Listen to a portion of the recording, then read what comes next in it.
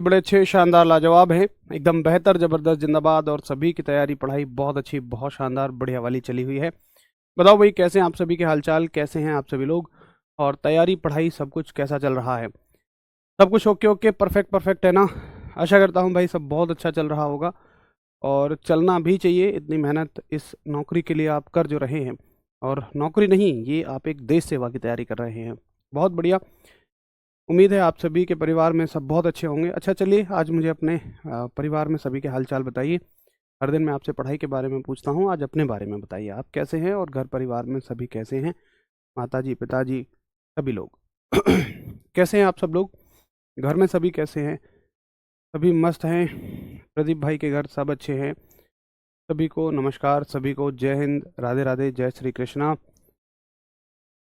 Very good, बहुत बहुत बहुत बढ़िया। चलिए सर, ओनली फॉर बापू के लिए, भाई वाह, वेरी गुड। खैर पूरे परिवार के लिए है, नौकरी लेनी है, बहुत बढ़िया, शानदार, एकदम ज़बरदस्त। सब ठीक हैं, सब बहुत अच्छे हैं। आपके यहाँ कैसे हैं? मैं एकदम बहुत अच्छा हूँ, और मेरे घर भी सब बहुत अच्छे हैं, शानदार हैं। चलिए भैया, ईश्वर करे सभी अच्छे रहें, बहुत बढ़िया रहें, बेहतर रहें, ज़बरदस्त रहें। शुरू कर दी जाए आज की कहानी। तो ग्रेविटेशन का आज चौथा दिन है, और पिछले 3 दिनों में हमने ग्रेविटेशन में बहुत कुछ पढ़ लिया, ऑलमोस्ट सब कुछ पढ़ लिया। अब यहाँ पर केवल एक चीज़ बची हुई है, और वो हैं कैप्लर साहब के नियम। तो अच्छे से समझते हैं कैप्लर साहब के नियमों को। यहाँ से कई बार थोड़ा गहरा क्वेश्चन बन जाता है। ऊपर सरफेशियल क्वेश्चन तो आप यूं ही कर दोगे, लेकिन थोड़ा जब अंदर का सवाल बनता है तो उसमें कंफ्यूज हो सकते हो, इसलिए बड़ा जरूरी है कि हम अंदर की चीज़ों को भी उसमें पढ़ लें। तो लिखेंगे, हेडिंग डालेंगे, कैप्लर के नियम, कैप्लर्स लॉ।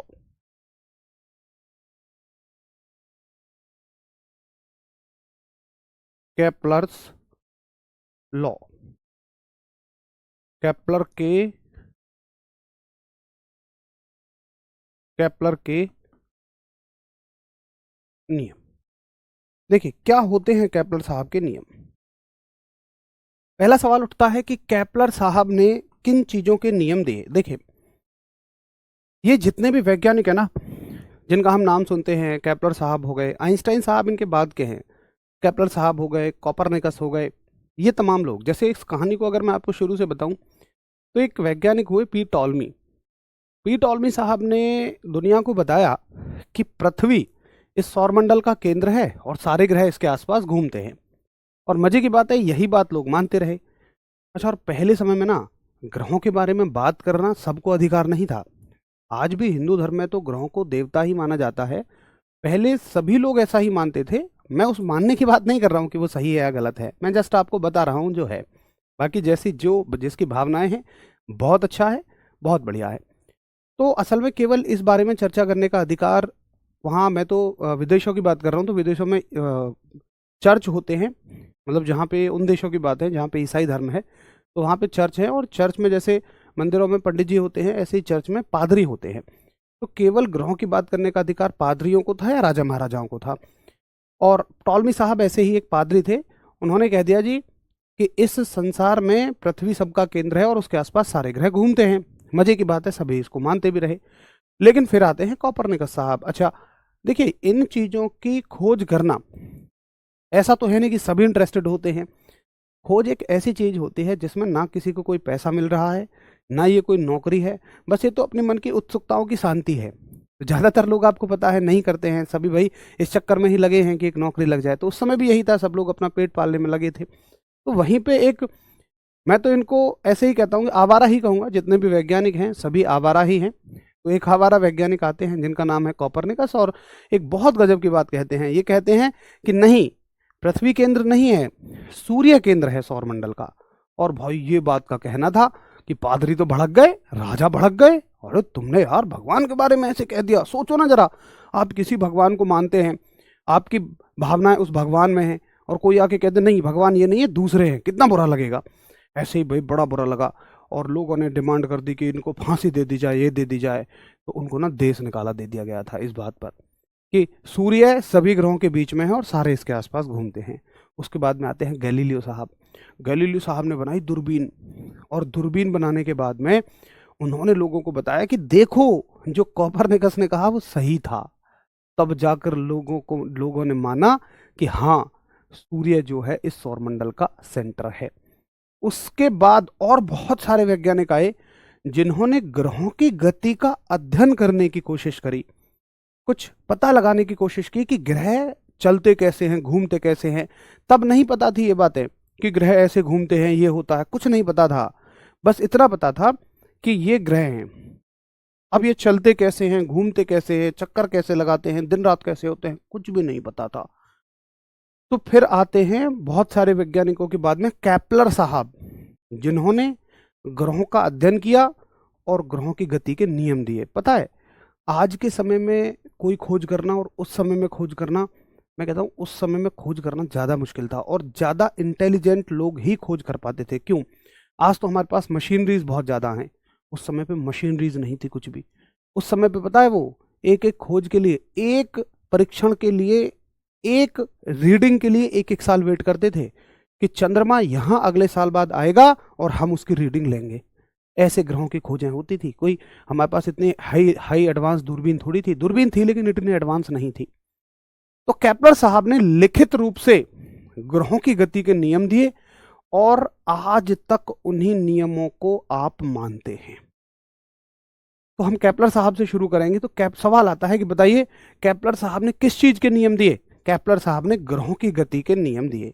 लिखेंगे सभी लोग और थम्स अप करेंगे। यहां तक की कहानी समझ में आ गई और आप समझ गए होंगे कि ये खोज केपलर साहब से शुरू नहीं होती है, ये बहुत पहले से चली आ रही खोज है ग्रहों के बारे में। तो आप लिखेंगे केपलर साहब के नियमों में किस चीज के नियम दिए? आप लिखेंगे ग्रहों की गति संबंधी नियम दिए, यानी कि रिलेटेड टू प्लैनेटरी मोशन। इन्होंने ग्रहों की गति संबंधी हमें नियम दिए। कितने नियम दिए हैं? तो केपलर साहब ने 3 नियम दिए हैं। आइए वन बाय वन तीनों नियमों को पढ़ते हैं। ये रहा पहला नियम। पहला नियम है आपका प्रथम नियम, फर्स्ट लॉ। देखिए, इससे पूछा जाएगा पहले नियम का अन्य नाम क्या होता है। तो अन्य नाम आप खुद भर लेंगे, पहले नियम को समझ लीजिए तब आपको समझ में आ जाएगा। देखिए, पहले नियम का अन्य नाम क्या है? क्या हुआ भाई? भाई मैं आपको हर एक चैप्टर के ना क्वेश्चन बनाता हुआ दूंगा सुमित बाबू। वर्कशीट आपको देने का मतलब आप शायद कंफ्यूज हो जाएं, क्वेश्चन नहीं बन पाए। तो आज जैसे हमने हर एक चैप्टर में ये किया हुआ है, पूरा चैप्टर खत्म हुआ और यहाँ से बनने वाले क्वेश्चंस हम आपको दे देते हैं। तो आज जब ये चैप्टर खत्म हो जाएगा, आज खत्म हो जाएगा, तो इस चैप्टर से बनने वाले सारे क्वेश्चन मैं आपको करा दूंगा। अगर किसी में डाउट भी होगा तो मेरे साथ क्लियर तो भी हो जाएगा, है ना। देखिए, केपलर साहब ने क्या बोला। उन्होंने कहा कि देखो, जैसे मान लो ये सूर्य है और ये तो चलो तब तक क्लियर था, कोपरनिकस साहब ने बता दिया था कि प्रत्येक ग्रह सूर्य के चारों ओर चक्कर लगाता है। तो लोग ये मानते थे, जैसे मान लीजिए पृथ्वी है, लोग मानते थे कि सूर्य के चारों ओर ऐसे ऐसे घूमते हैं ग्रह, यानी गोलाकार घूमते हैं। लेकिन ऐसा नहीं था, ग्रह गोलाकार ना घूम के अंडाकार घूमते हैं। ऐसे घूमते हैं, मतलब एक ग्रह के घूमने का जो रास्ता होता है ना, हमेशा वो इस तरीके से रहेगा सूर्य के चारों ओर। यानी अगर कोई ग्रह घूमेगा तो इस रास्ते पर घूमेगा, और इस रास्ते को विज्ञान की भाषा में हम कहते हैं, काम चलाऊ भाषा में तो अंडाकार कह लो, लेकिन मैथ्स की भाषा में, विज्ञान की भाषा में इसको कहते हैं हम दीर्घवृत्त। दीर्घवृत्त यानी कि एलिप्स। तो ये रास्ता कैसा हो गया? एलिप्टिकल। तो बस इतनी सी बात हमें केपलर साहब ने बताई कि भैया प्रत्येक ग्रह सूर्य के चारों ओर दीर्घवृत्ताकार कक्षा में चक्कर लगाएगा, एलिप्टिकल ऑर्बिट में चक्कर लगाएगा। कक्षा का मतलब होता है कि निश्चित रास्ता। जैसे हो सकता है कि कोई ग्रह यहाँ चक्कर लगा रहा हो, ऐसे चक्कर लगा रहा हो, तो उसकी कक्षा ये है, ये उसकी कक्षा है। तो कक्षा का मतलब होता है जिस रास्ते में वो चक्कर लगा रहा है। लिखेंगे प्रत्येक ग्रह सूर्य के चारों ओर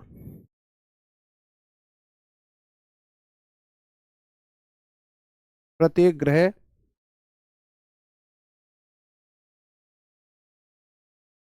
सूर्य के चारों ओर दीर्घवृत्ताकार कक्षा में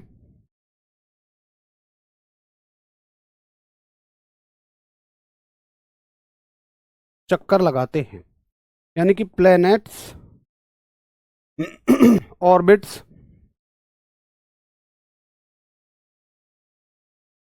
अराउंड सन इन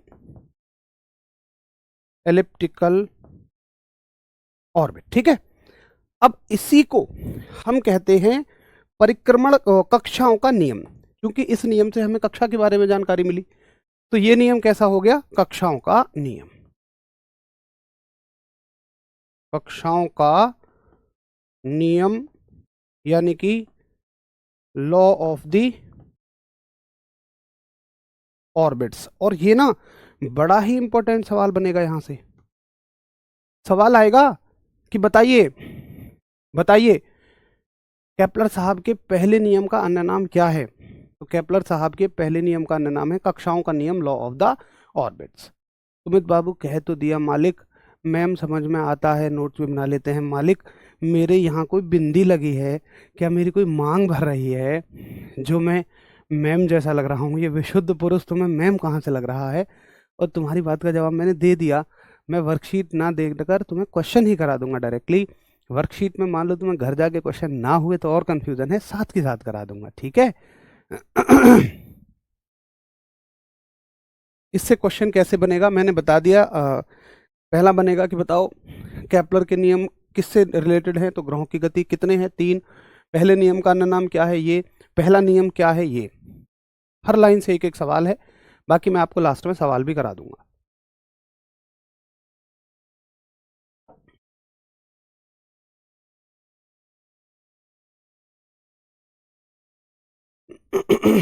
ठीक है, क्लियर। तो ये हो गया पहला नियम। अब चलते हैं दूसरे नियम की तरफ। देखो यहां पर ना ये नियम सारे समझने वाले हैं। आज तक शायद आपने क्या पढ़ा होगा? बस केपलर के नियम ग्रहों से संबंधित होते हैं, 3 नियम होते हैं, खत्म।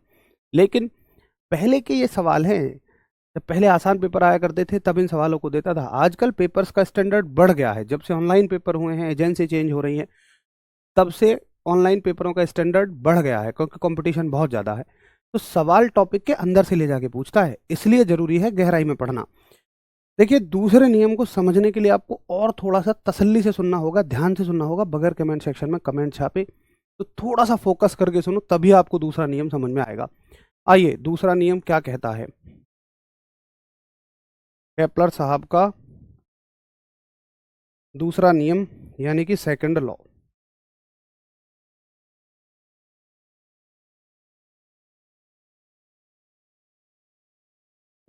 अब ठीक है। केपलर साहब का सेकंड लॉ, देखिए क्या कहता है दूसरा नियम आपसे। अच्छा या डाल देते हैं, इसका अन्य नाम भी होता है। क्या नाम होता है वो आप खुद ही बता दोगे। अब देखिए दूसरे नियम में केपलर साहब ये कहते हैं कि जैसे मान लीजिए पृथ्वी ही है, थोड़ा इसको छोटा बनाता हूं मैं, पृथ्वी ही है और ये एक कुछ समय में, मान लो 1 सेकंड में यहां से यहां तक आई, या 1 घंटे में यहां से यहां तक आई, और अगले 1 घंटे में ये यहां से यहां तक आई। ठीक है, 1 घंटे में यहां से यहां तक, अगले 1 घंटे में यहां से यहां तक, 1 घंटे में, और यहां से यहां तक भी 1 घंटे में। तो इसके द्वारा सूर्य के साथ तय किया गया क्षेत्रफल, क्षेत्रफल कौन सा तय कर रही है ये सूर्य के साथ में? ये क्षेत्रफल तय करेगी। कौन सा कलर लें? ब्लू ले लेते हैं। यानी ये क्षेत्रफल जो सूर्य के साथ तय कर रही है, भाई यहां से यहां तक आने में इतना क्षेत्रफल तय किया, फिर यहां से यहां तक आने में इतना क्षेत्रफल तय किया। तो अगर आप इस क्षेत्रफल को देखें, जैसे एक बार तो ये क्षेत्रफल ब्लैक वाला पोर्शन, और एक बार रेड वाला पोर्शन, ये जो क्षेत्रफल होते हैं ना दोनों, ये कैसे होंगे? बराबर होंगे। ये बड़ी सिंपल सी बात है, बहुत ज्यादा इसमें कूद कर नहीं सोचना है, सिर्फ इतनी सी बात है कि कोई भी ग्रह समान समय में समान क्षेत्रफल तय करता है। कोई भी ग्रह समान समय में समान क्षेत्रफल तय करता है। कोई भी ग्रह सूर्य के साथ समान समय में समान क्षेत्रफल तय करता है। बस इतनी सी बात है, इसीलिए इसे कहा जाता है क्षेत्रफल का नियम। तो इस नियम का नाम ही क्या है? क्षेत्रफल का नियम। क्षेत्रफल का नियम यानी कि लॉ ऑफ एरिया। ठीक। लिखेंगे प्रत्येक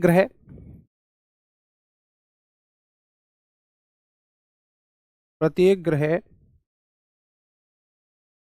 सूर्य के साथ समान समय में समान क्षेत्रफल तय करता है। ठीक। यानी कि every planets sweeps equal area, every planet sweeps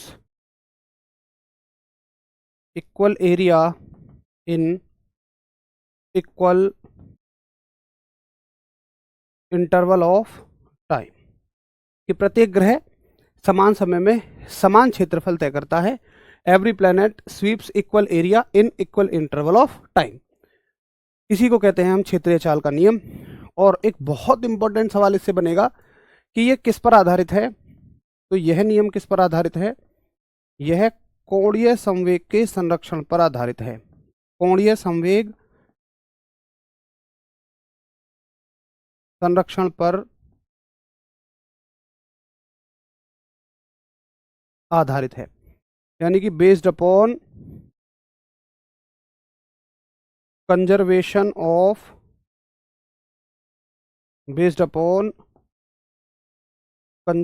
of angular momentum. ठीक। फटाफट से एक बार थम्स अप करें। हाँ जी, क्लियर है, इतनी बात समझ आ गई है।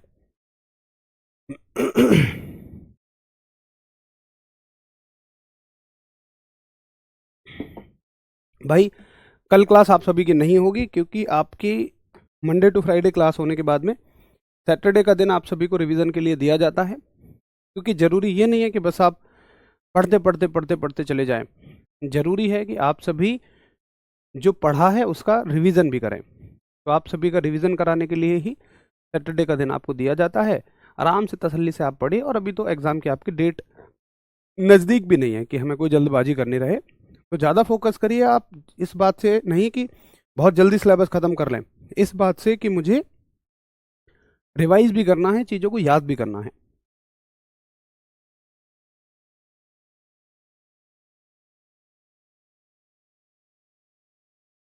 ठीक है, क्लियर? तो ये दोनों तीनों चीज़ें आपको याद रखनी होंगी कि दूसरे नियम का अन्य नाम क्या है, उसके अलावा इसका स्टेटमेंट क्या है, और यह किस संरक्षण पर आधारित है। देखो ज़्यादा जरूरी पॉइंट इसमें यह है, सवाल छोटा सा बनेगा और वो कहेगा कि बताइए क्षेत्रफल का नियम निम्न में से केपलर के किस नियम को कहा जाता है? पहला नियम, दूसरा नियम और तीसरा नियम। तो दूसरे नियम को ही केपलर साहब का क्षेत्रफल का नियम भी कहा जाता है। ठीक है जी।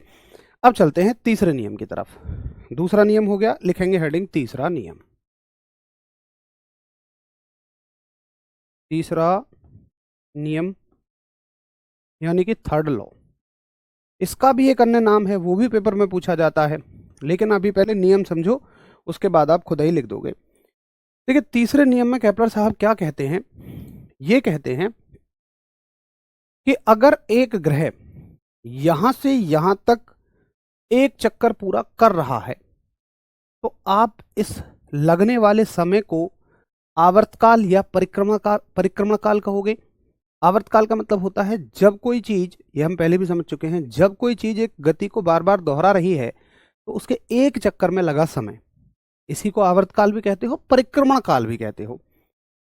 तो केपलर साहब कहते हैं कि जो परिक्रमण काल है ना, वो ये जो दूरी है, ये दूरी, अब देखिए इसको बहुत सारे लोग ना त्रिज्या कहते हैं, जबकि ये बात गलत है। समझिए त्रिज्या में और इसमें फर्क क्या है। देखिए त्रिज्या होती है हमेशा वृत्त की। क्यों जी, इसकी क्यों त्रिज्या नहीं हो सकती? भाई त्रिज्या का मतलब होता है आप सेंटर से, जैसे इसका सेंटर है, सेंटर से परिधि तक, चाहे इधर की तरफ देख लो चाहे इधर की तरफ देख लो, ये बराबर रहेगी।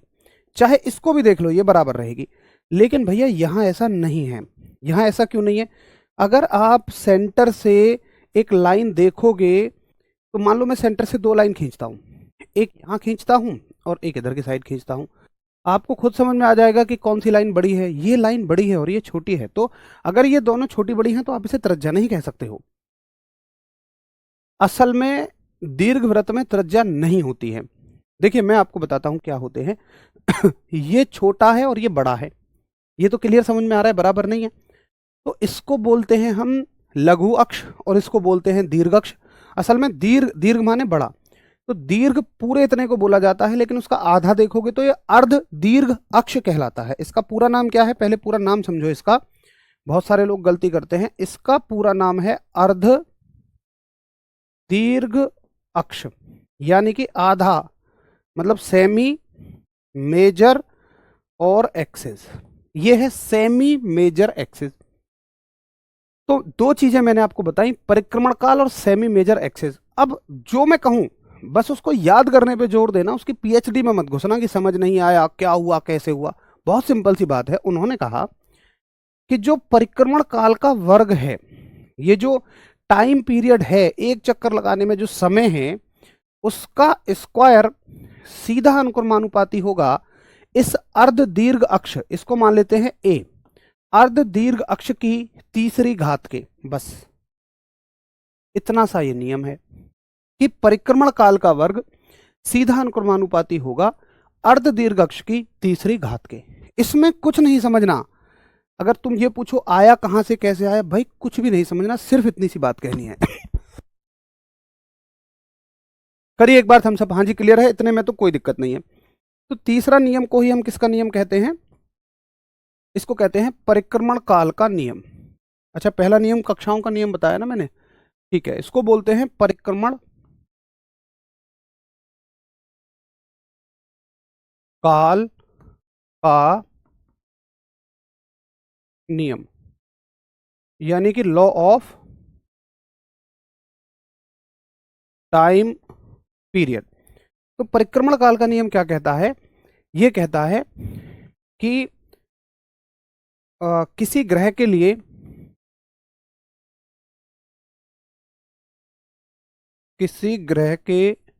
लिए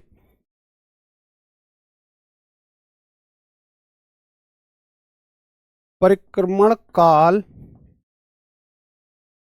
का वर्ग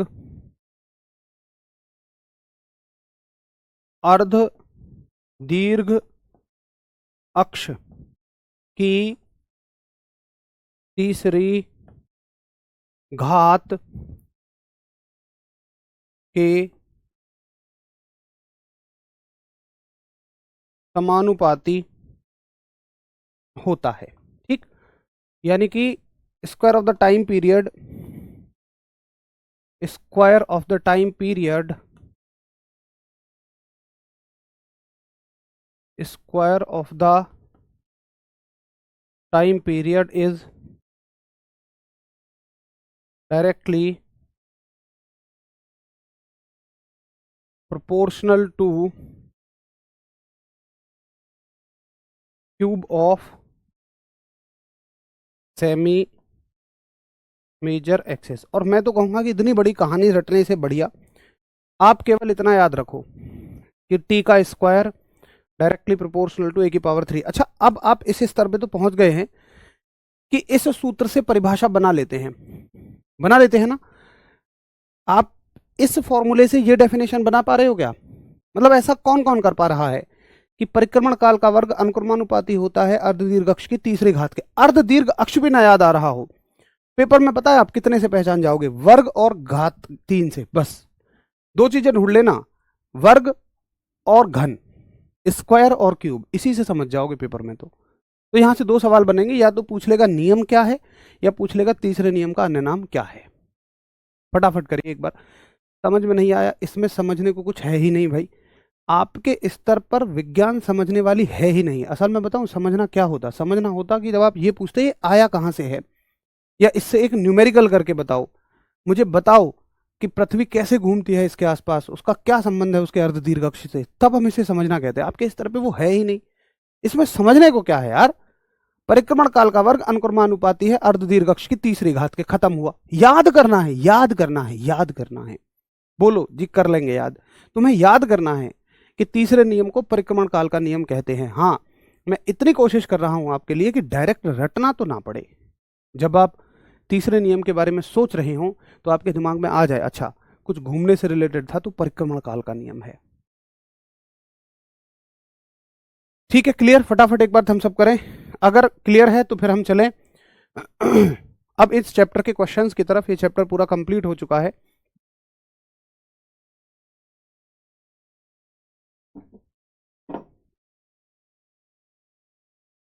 मोहम्मद साहिल, आप इस बात को हर दिन पूछते हैं मालिक, मुझे आपका सवाल तक रट गया यार। हर दिन मैं इसका जवाब देता हूँ, हाँ भैया हो जाएगा, हाँ भैया हो जाएगा। भैया पढ़ भी लो, आप हर दिन एक ही बात पूछ रहे हो, हर दिन।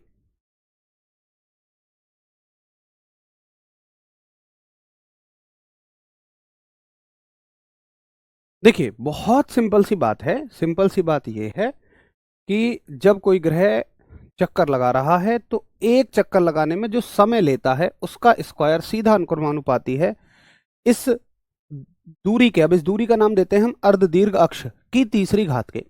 समय का वर्ग अर्ध दीर्घ अक्ष की तीसरी घात के सीधा अनुक्रमानुपाती होता है। इसको वर्ग कहते हैं, इसको घन कहते हैं, इसको समानुपाती कहते हैं, इसको परिक्रमण काल कहते हैं और इसको अर्ध दीर्घ अक्ष कहते हैं। ठीक है, चलिए भाई अब मुझे आप सवाल करके बताइए फटाफट से। इस चैप्टर के सारे क्वेश्चन हमने ले लिए हैं जो भी प्रीवियस ईयर में आए हुए हैं, तो फटाफट से एक बार आप सभी करके बताइए आपके एग्जाम में जो प्रीवियस ईयर में क्वेश्चंस आए हैं।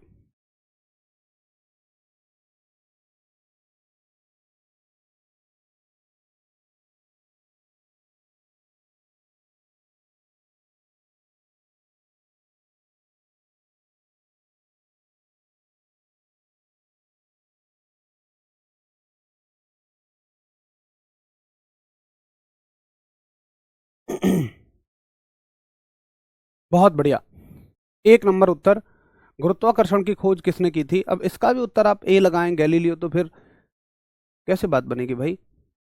गैलीलियो साहब ने गुरुत्वाकर्षण की खोज थोड़ी ना की थी, उन्होंने तो सार्वत्रिक गुरुत्वाकर्षण नियतांक की खोज की थी। अगर गैलीलियो साहब की बात करें तो इन्होंने तो केवल सार्वत्रिक गुरुत्वाकर्षण नियतांक की खोज की थी। इन्होंने सार्वत्रिक गुरुत्वाकर्षण, ताजा ताजा तो पढ़ा है, अभी भी गड़बड़ कर रहे हो, नियतांक यानी कि यूनिवर्सल ग्रेविटेशनल कांस्टेंट की खोज की थी, है ना। गुरुत्वाकर्षण की खोज करने वाले कौन है? इजाक न्यूटन, सर न्यूटन आप इन्हें कहते हैं। ठीक है भैया, सर आइजैक न्यूटन, आपसे पढ़कर मेरे दोस्त का सिलेक्शन हो गया, बहुत बहुत बहुत बढ़िया, वेरी गुड, बहुत बढ़िया मोहम्मद, वेरी गुड भाई। सरवन भाई एक बार आप हमारी हेल्पलाइन नंबर पे कॉल करेंगे, ठीक है। अच्छा देखो, अब इन लोगों के बारे में हम आगे डिस्कस करेंगे, जैसे आप पूछना चाहो भैया इस ऑप्शन को भी एक्सप्लेन करो, तो हम अगले चैप्टर्स में इनके बारे में डेफिनेटली डिस्कस करेंगे, तो यहाँ टाइम वेस्ट करने का कोई फायदा नहीं। पृथ्वी का पलायन वेग कितना है ये बताओ, ध्यान से उत्तर करो, ध्यान से।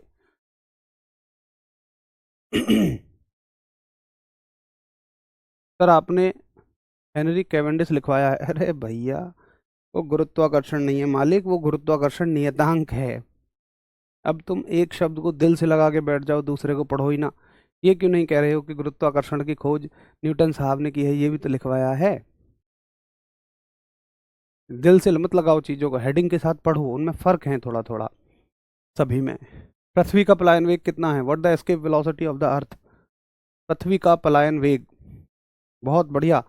आप सभी का उत्तर है, पृथ्वी का पलायन वेग है 11.2 किलोमीटर पर सेकेंड, वेरी गुड। अब इससे जुड़ी कोई जानकारी मैं नहीं दूंगा, सारी चीजें हम कर चुके हैं, सिर्फ यहाँ डिस्कस करना टाइम की वेस्टेज है।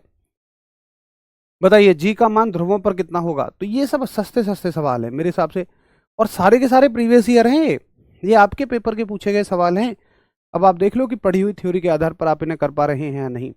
और ऐसा नहीं है कि सवाल पूछ लिया तो मैं करा रहा हूँ, आप जाके देखिए पहले बैचेस में भी मैंने ये सारी चीजें कराई हैं। हाँ, जो क्वेश्चन मतलब जो बच्चा शायद पहले नहीं कर पा रहा था, थ्योरी पढ़ के कर पा रहा होगा। बढ़िया, तो ये बड़ा शानदार सा उत्तर है भाई, ध्रुवों पर तो 10 होता है, 10 मीटर पर सेकंड स्क्वायर, क्लियर है। अगला सवाल उठाइए, गुरुत्वाकर्षण का नियम किससे संबंधित है? The law of gravitation is related to.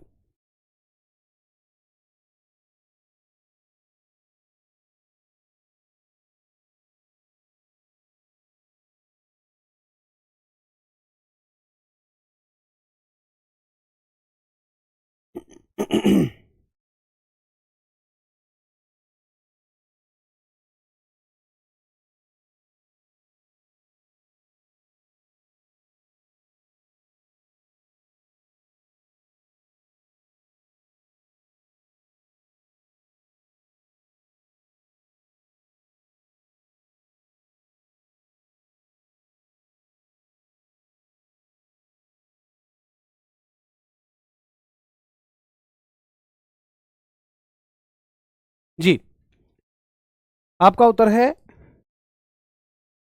अलग अलग तरह के उत्तर कुछ इसमें है। गुरुत्वाकर्षण का नियम किससे संबंधित है? देखिए, बेसिकली वो ये जानना चाहता है कि गुरुत्वाकर्षण का मतलब क्या है। भाई, गुरुत्वाकर्षण का मतलब है कि दो चीजों का एक दूसरे की तरफ खिंचाव। तो बेसिकली ये खिंचाव किसके कारण होता है? तो मुख्य जो कारण था इस बात के पीछे, वो द्रव्यमान ही तो है, मास ही तो है। अरे, हमने यही तो पढ़ा था कि जो गुरुत्वाकर्षण का बल है, ये क्या होता है? दोनों द्रव्यमानों के गुणनफल के समानुपाती और दूरी के वर्ग के व्युत्क्रमानुपाती। यही तो हमने पढ़ा था। तो बेसिकली इसका संबंध ही किससे है? इसका संबंध ही द्रव्यमान से है, इसका संबंध ही मास से है। ठीक है, अगला सवाल आप देखिए, अंतरिक्ष यात्री को भारहीनता का अनुभव क्यों होता है? Why does an astronaut experience weightlessness? बताइए।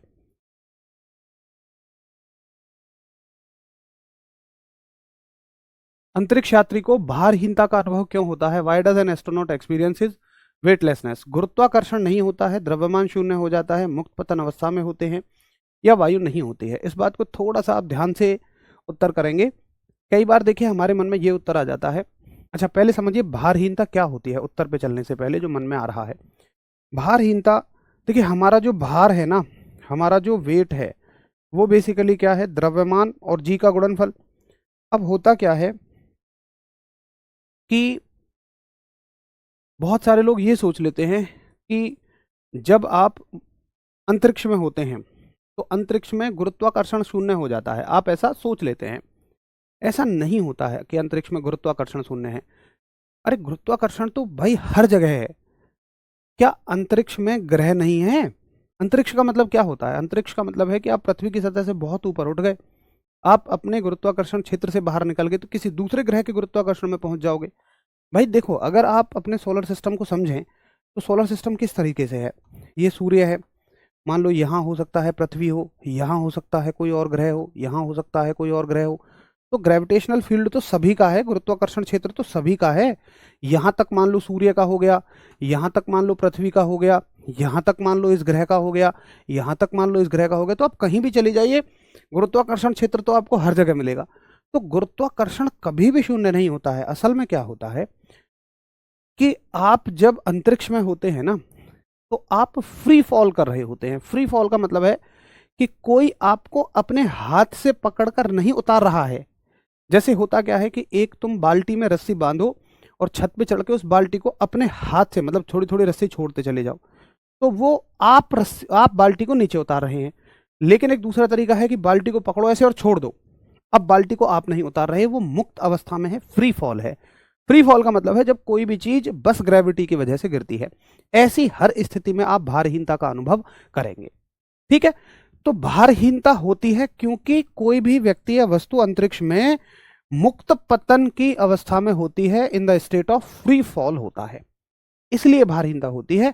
ऐसा नहीं है कि वहां पे ग्रेविटेशन जीरो हो जाता है, ग्रेविटेशन तो हर जगह है। क्लियर है? चलो अगला सवाल बताएंगे। यदि पृथ्वी का द्रव्यमान 4 गुना हो जाए, ये खोद कर पूछा गया सवाल है, ये ऊपर ऊपर से सवाल नहीं है, थोड़ा समझो। ये कह रहा है भाई पृथ्वी का द्रव्यमान 4 गुना हो जाए, यानी कि जो मास पहले m ले रहे थे हम, वो अब 4 गुना होकर 4m हो जाए, और त्रिज्या समान रहे, त्रिज्या वही रहे, तो g का मान कितना होगा? ये एक छोटा सा न्यूमेरिकल पूछ लिया, बहुत मुश्किल नहीं है, बड़ा आसान है। अगर आप जैसा मैं कहता हूं वैसी ही बात मानो। सर यहाँ लिफ्ट का रूल लगता है, अंकित भैया वो रूल लिफ्ट का नहीं है। रूल तो रूल है यार, रूल लिफ्ट पर लगता है, ये कह लो। ये कह सकते हो कि जो रूल लिफ्ट पर लगा था वही रूल यहाँ लग रहा है, बात ही दोनों एक हैं। तो नियम लिफ्ट के नाम नहीं है, वो नियम तो सार्वत्रिक होते हैं, नियम तो सबके लिए बराबर हैं। नियम तो जो वस्तुओं पर लग रहे हैं मेरे तुम्हारे लिए भी बराबर हैं, अगर हम देखें तो ध्यान से सुनोगे आप मेरी बात को, है ना। अब ये कह रहा है जी का मान कितना होगा, तो मुझे एक ऐसा सूत्र बताइए जिसमें छोटा जी आता हो, आर आता हो, एम आता हो। तो भाई यही तो एकमात्र वो सूत्र है। अब आप मेरी बात मानोगे, अगर ये ना पूछोगे क्या क्यों कैसे, तो यूं ये सवाल हो जाएंगे यूं। लेकिन अगर आप इनकी पीएचडी में घुसे रहोगे तो मुश्किल हो जाएगा। सुनिए, मैं कह रहा हूं कि जो चीजें समान रहती है ना उनको हटा दो। मतलब समान रहने का मतलब, जब द्रव्यमान 4 गुना हुआ है तो ये कह रहा है त्रिज्या उतनी ही रही है। अच्छा, बड़ा जी भी उतना ही रहा होगा। तो ना तो बड़ा जी चेंज हुआ है ना त्रिज्या चेंज हुई है, केवल क्या चीज चेंज हुई है, द्रव्यमान। तो हम कह सकते हैं, और जितना द्रव्यमान चेंज हुआ है, अब चूंकि ये इसके सीधी अनुक्रमानुपाती है, सामने लिखा हुआ सीधा अनुक्रमानुपाती, डायरेक्टली प्रोपोर्शनल, मतलब जितना चेंज इसमें होगा उतना ही चेंज किसमें होगा, इसमें भी होगा। तो द्रव्यमान 4 गुना होगा तो जी की वैल्यू भी कितनी हो जाएगी, 4 गुना ही हो जाएगी। तो आप कहोगे ये भी कितनी हो जाएगी, 4 गुना हो जाएगी। Very simple answer. क्लियर? ये वो सवाल नहीं है जो आप सोच रहे हैं, ये बल वाला सवाल नहीं है।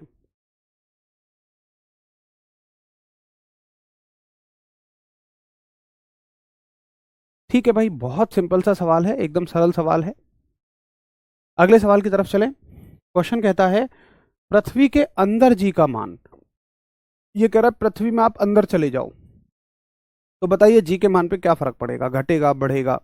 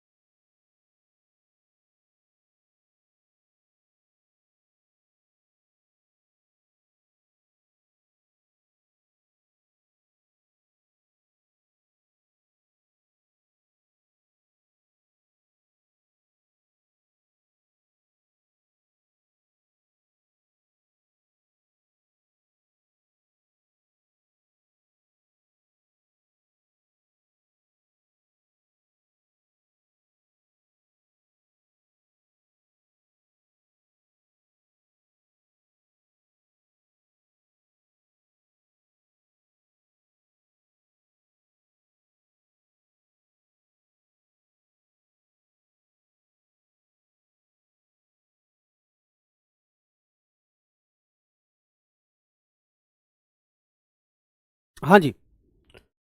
तो यार आप कहाँ से उत्तर कर रहे हो अभी? एक वैसे तो 99% साथी बहुत अच्छा उत्तर कर रहे हैं। अरे भाई वो तो ऊपर जाने पे भी घटता है, नीचे आने पे भी घटता है। लेकिन ये बढ़ना वाला कौन बता रहा है कि भाई बढ़ेगा? कैसे बढ़ेगा, कहाँ पढ़ा तुमने, बताओ? किसने सिखाया तुम्हें कि हाँ बढ़ेगा? ये मैंने तो कभी नहीं सिखाया, मैंने तो हमेशा यही सिखाया कि आप अंदर जाओगे तो वो घटेगा, डिक्रीज करेगा। चलो अगला सवाल। अच्छा, सेंटर पे पहुंच जाओगे तब जीरो होगा, लेकिन वो तो बस नीचे जाने की बात कह रहा है। अब देखो, ये है वो सवाल जिसको तुम पहले सोच रहे थे। समझिए, यदि दो पिंडों के बीच की दूरी दोगुनी कर दी जाए, यहां पर ये नहीं कह रहा है कि पृथ्वी का द्रव्यमान या पृथ्वी की त्रिज्या, ये तो कह रहा है कि भाई मान लो ये दो वस्तुएं जो एक दूसरे से रखी हुई थी, इनके बीच की दूरी को मैंने कितना कर दिया, मैंने इनके बीच की दूरी को 2 गुना कर दिया। मान लो पहले इनके बीच की दूरी आर रही होगी, अब दोगुनी करके 2r कर दी। तो बल कितना होगा? अब बल का फॉर्मूला क्या होता है, देखिए मालिक, ये सूत्र था जी का, और उसने, ठीक है, तो फॉर्मूला कितना रहेगा, m1 गुणा m2 बटे 2 दूनी 4। भाई 2 का स्क्वायर होगा ना, 2r का स्क्वायर कहने का मतलब है 2r की 2r में 2 बार गुणा, 2 दूनी 4, r में r की गुणा करोगे r का स्क्वायर। तो बल, बल पर क्या फर्क पड़ा, 1/4 हो गया। अब ये नीचे 4 आया है, यानी कि बल जो है वो कितना आया है, 1/4, मतलब 1/4 ये हो गया। तो आप कहोगे ये 1/4 हो गया बल। बहुत बहुत बहुत शानदार उत्तर आप सभी का, 1 नंबर उत्तर। तो अगर कोई न्यूमेरिकल बना बहुत गहराई में जाके तो वो ये बन सकता है, और मैंने सारे प्रीवियस ईयर क्वेश्चन छान मारे हैं, सबसे मुश्किल ऐसे सवाल मिले हैं मुझे। अब आप देख लो इनमें क्या मुश्किल है। मेरे हिसाब से तो आपने जिस स्तर का पढ़ा है उस स्तर पर आप यूं कर रहे होंगे इन सवालों को, इससे ज्यादा मुश्किल कुछ नहीं पूछा जाएगा। ये सब प्रीवियस ईयर क्वेश्चन है, आप चाहें तो देख लें। अगला सवाल देख लीजिए। हाँ, ये है सार्वत्रिक गुरुत्वाकर्षण नियतांक का एसआई मात्रक। ये है वो जी जिसकी खोज हेनरी कैवेंडिश साहब ने की थी। तो नियतांक जो है, एक संख्या जो है, अंक जो है गुरुत्वाकर्षण का, जो कि सार्वत्रिक है, वो हेनरी कैवेंडिश साहब ने दिया है। केवल गुरुत्वाकर्षण के बारे में तो आपको न्यूटन साहब ने ही बताया है, तो आप कहोगे हेनरी कैवेंडिश साहब ने। रितेश बाबू, बड़े जी के खोज अगर आप अभी भी पूछ रहे हैं तो फिर आप ध्यान से नहीं पढ़ रहे। आप एक बार जाइए, क्लास को अच्छे से लीजिए। क्वेश्चन करने के नाम पे आप उल्टा मुझसे पूछने लग जाते हो, यार ये तो गलत बात है। आपको सब कुछ पढ़ाया है, एक एक लाइन पढ़ाई है, एक एक अक्षर पढ़ाया है। जब क्वेश्चन करने की बारी आती है तुम पहले दिन का भूल जाते हो। आज चौथा दिन है, पहले दिन का भूल गए हो, रिवाइज किया नहीं है।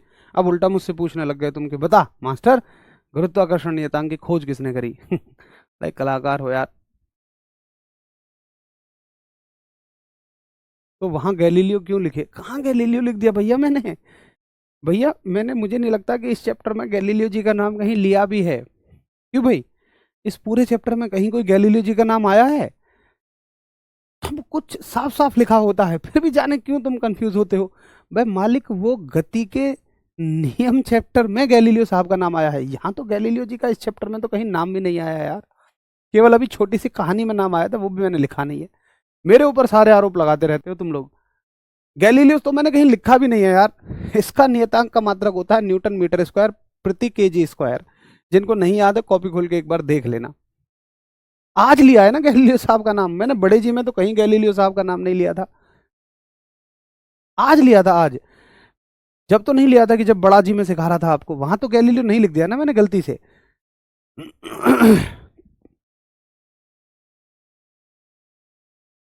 क्या हुआ है? अच्छा आज, ओके ओके ओके, ये गड़बड़ हुई है, ठीक है ठीक है।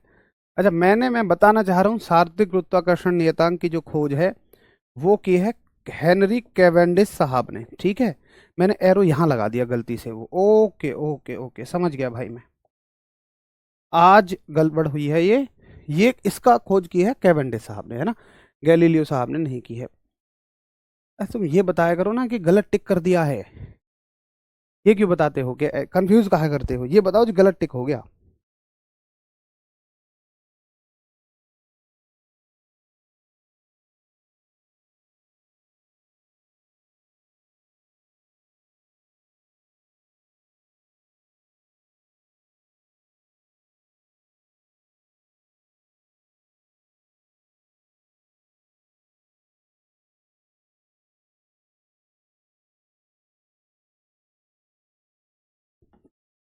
सवाल, दो पिंडों के बीच गुरुत्वाकर्षण बल किस पर निर्भर करता है? तो अगर आप गुरुत्वाकर्षण बल को देखोगे तो ये दोनों द्रव्यमानों पर भी करेगा, दूरी पर भी करेगा। तो आप कहोगे ये द्रव्यमान पर भी करेगा और दूरी पर भी करेगा, तो राइट आंसर ऑप्शन क्या हो जाएगा? सी।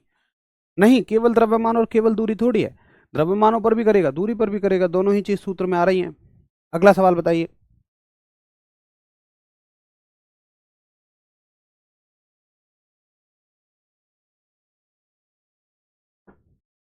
देखिए, निम्न में से कौन सा नियम यह कहता है कि दो वस्तुओं के बीच लगने वाला बल उनके द्रव्यमानों के गुणनफल के समानुपाती होता है? तो ये नियम गुरुत्वाकर्षण का ही नियम हो सकता है, इसके बारे में हमने बड़े अच्छे से चर्चा कर ली है, सारे प्रीवियस ईयर क्वेश्चन है। करिए अगला सवाल, गुरुत्वाकर्षण बल के बारे में निम्नलिखित में से कौन सा कथन सही नहीं है? कौन सा कथन सही नहीं है, उसने पूछा है कौन सा कथन सही नहीं है।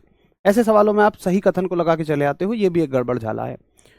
न्यूटन ने गुरुत्वाकर्षण बल पर अपने शोध में केपलर के सिद्धांतों पर भरोसा किया। देखिए ये बिल्कुल सही बात है। बेसिकली जो न्यूटन से है ना, वो केपलर साहब के शिष्य हैं, न्यूटन जी के गुरु हैं केपलर साहब।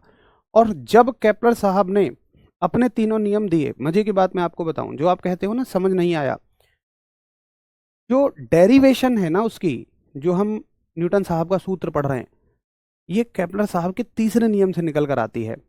तो जब कोई ये कहता है समझ नहीं आया, तो इसका मतलब वो ये जानना चाह रहा है इसकी डेरिवेशन कहाँ से हुई, मेरे हिसाब से तो। लेकिन हमें डेरिवेशन चूंकि पढ़नी नहीं होती है, बट याद रखो कि केपलर साहब के तीसरे नियम से ही न्यूटन साहब का नियम आया है, जो F = g m1 m2/r² है। तो बिल्कुल उनके सिद्धांतों पे भरोसा किया। यह एक दूसरे के प्रति ब्रह्मांड की प्रत्येक वस्तु के आकर्षण के लिए जिम्मेदार बल है, बिल्कुल सही बात है। दो वस्तुओं के द्रव्यमान के गुणनफल के व्युत्क्रमानुपाती होता है, गलत बात है। ये कैसा होता है? समानुपाती होता है।